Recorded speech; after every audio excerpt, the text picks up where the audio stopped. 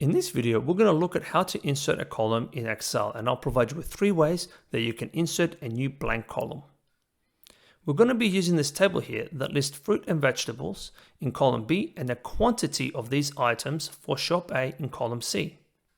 However, what we want to do here is to list the quantity of these items for another shop in the column between the item names and shop A, which effectively is going to be column C.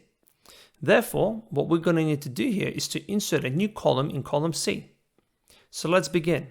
With the first method, go to the column heading bar, which is the horizontal bar just above the first row, showing the column letters, and right-click on the column letter where you want to insert a new column in. In this example, it's going to be column C, so let's right-click on column C and click Insert. And that's it. Excel has now inserted a new blank column in column C. You can now populate this with whatever values you want. However, just to keep it simple, we're going to give it a heading of shop B, and that's it.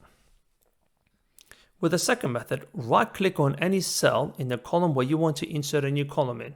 In this example, we'll right-click on cell C1, given that we only want to insert a new column in column C, and click Insert. This will display an Insert dialog box, and from the options here, select Entire Column and click the OK button.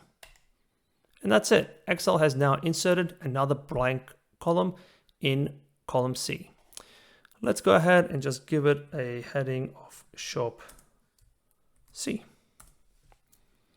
With the third method, select any cell in the column where you want to insert a new column. In this example, we'll select cell C1 and then go to the Home tab and click on the Insert option in the Cells group. And from this list, select Insert Sheet Columns. And that's it. Excel has now inserted a new blank column in column C. I hope you found this video useful. If you did, please click that like button and subscribe. Thank you for watching, and I'll see you in the next video.